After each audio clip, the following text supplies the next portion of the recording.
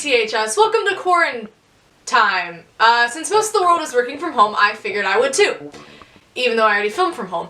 But I figured I'd make the most out of my lockdown situation by not leaving my bedroom, forgetting what day of the week it is, and staying comfortable. So, we've been ordered by the state of Ohio to stay home, which isn't a bad thing at all. We all need to do our part in social distancing, of course, but unfortunately that leaves me without a co-host for a while. And I am unbelievably bored, and I'm assuming most of you are too. With that being said, I thought I'd bring the student body of THS some suggestions of things you can do while in quarantine. These ideas have been tested by me in the past 2 weeks, and I can indeed confirm that it will cure you of your boredom while still practicing social distancing.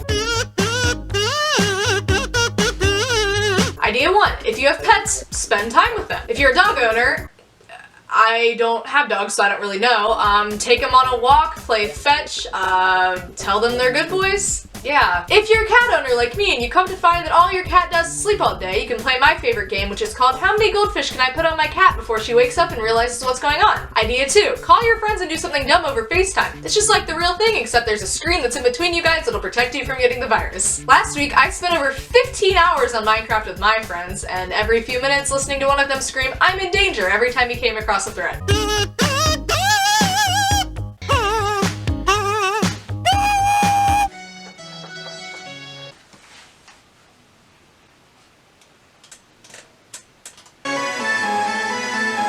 Make sure you also have your camera battery charged. Idea 4, if you choose to leave your room, interact with your family members. Bother your dad as he works from home for the next 8 to 12 weeks. Research shows that it decreases productivity and increases your chances of him forgetting to get you a birthday gift this year. And if you want your entire family to interact with you whether they like it or not,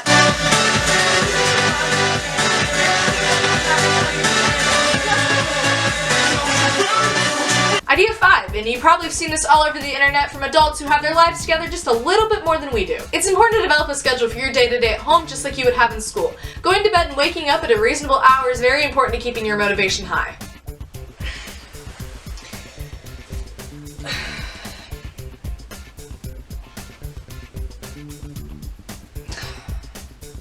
It's 3:17 p.m.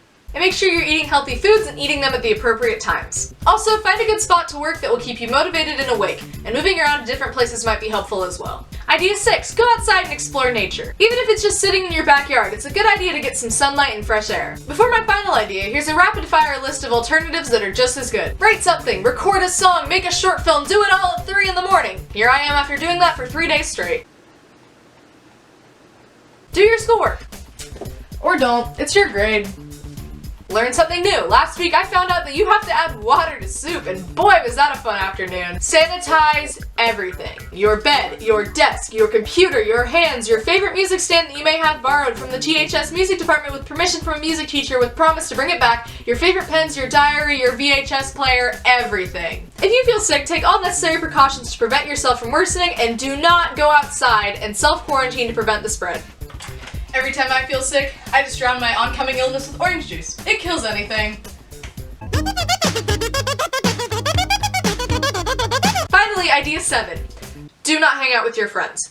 Don't hang out with them, period. I know, we're teens, we're social creatures, and it hurts for us not to see our friends. But the quicker that we all hunker down and abide by the advice of our officials, the quicker this will all be over. Just because you think that you're less likely to die from the virus doesn't mean that your grandparents and friends with weak immune systems are safe too.